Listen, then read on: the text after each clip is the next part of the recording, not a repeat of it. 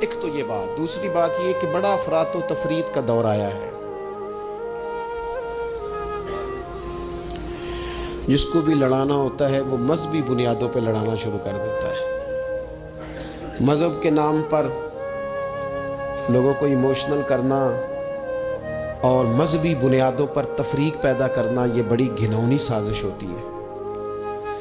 کبھی بھی کوئی ایسا کام نہ زندگی میں کرے، کبھی بھی، کہ جس کے اندر معاملہ اس طرح کا ہو.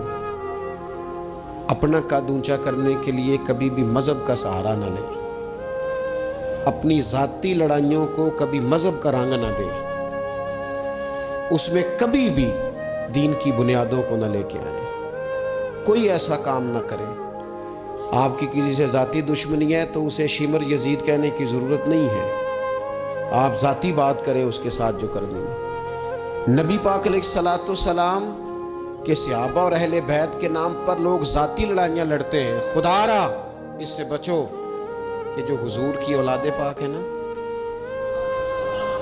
جو نبی پاک کی، میں اللہ کے گھر میں مسجد میں بیٹھا ہوں، میرے مرشد کی اولاد کیا اس دروازے سے جو گزر جائے وہ بھی میرے لیے قابل احترام رہا.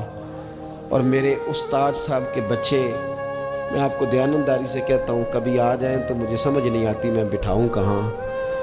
اس لیے کہ اصلاں نال جے نیکی کریے اور نسلاں تاک نہیں بھول دے. استادوں کے بچے آ جائیں تو بٹھانے کو جگہ نہیں ملتی. اگر استادوں کے بچوں کا یہ حال ہے تو رسول پاک کی اولاد کا کیا حال ہونا چاہیے. نبی پاک کی اولاد پاک کے بارے میں کبھی بھی اپنی طبیعت میں کوئی کمزور بات نہ رکھنا. نبی کریم نے فرمایا، اے اللہ، یہ میرے حسن اور حسین ہیں، میں ان دونوں سے محبت کرتا ہوں، تو بھی ان سے محبت فرما.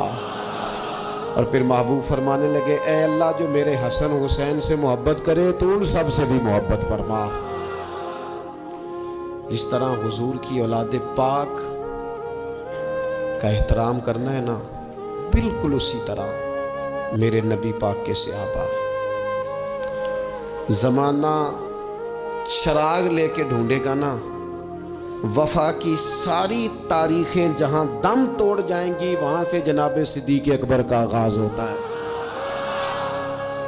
دم توڑ جائیں گی جہاں ساری چیزیں. ابو بکر صدیق، جناب صدیق اکبر. او دوستو، اتنے بڑے لفظ نہیں ملیں گے کبھی بھی کہ حضور فرماتے ہیں میرے پاس جس کے پیسے آئے میں نے امانت سمجھ کے خرچ کیے، ابو بکر کے آئے تو میں نے اپنے سمجھ کر خرچ کیے. حضرت ابو بکر صدیق کی اور پھر سیدنا فاروق اعظم.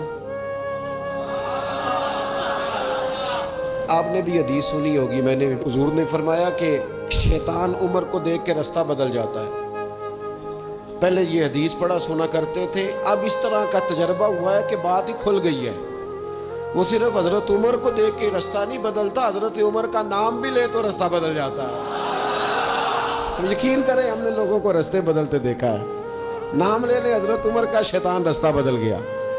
اور سیدنا عثمان غنی،